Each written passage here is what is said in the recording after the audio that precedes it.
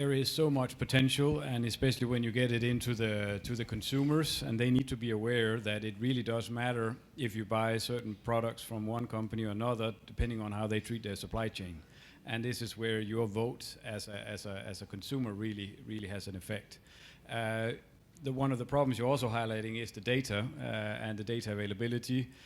We're doing a lot of work, as many of you know, around diversity, equity, and inclusion, gender being one of the most important of those pillars, but getting that into scope 3 of company supply chain, doing it with great companies like MasterCard as well, and MasterCard is even also taking that further with technologies and solutions for especially consumer businesses that wants to understand their scope 3 DEI impact and understanding how much good or bad are they doing, but not only in the supply chain of, you could say, the women-owned businesses, the race, ethnicity, minority-owned businesses, people with disabilities, because that is something that is super important.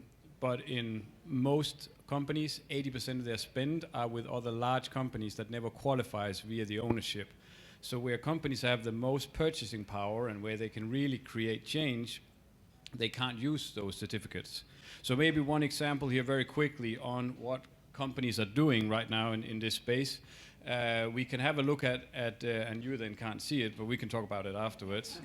But essentially it is where companies are taking their whole supply chain, and instead of understanding their emission scope, they're then understanding what is the impact from a diversity, equity, and inclusion perspective. So here we're looking at a company, it's anonymized, but essentially their suppliers in North America is doing 11% better than the other suppliers they could have used for a certain product category.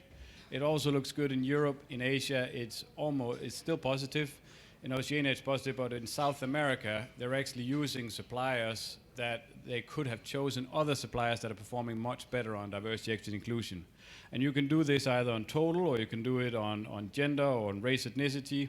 This company specifically had a big problem around race, ethnicity. They were actually good on gender, but not on race, ethnicity.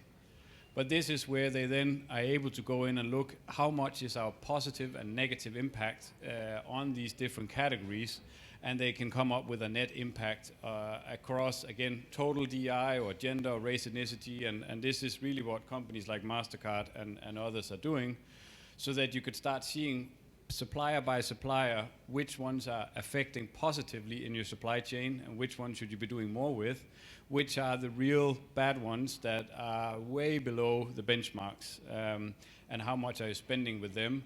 And this is where those type of suppliers, you can do two things. Either you engage with them, help them, educate them to improve, or you get them out of your supply chain and do more business with existing suppliers that are already doing a great job, or again, you source new suppliers that are doing great in this space. So again, there are many options, but it's you have to attack this both from the smaller, but also in the larger end.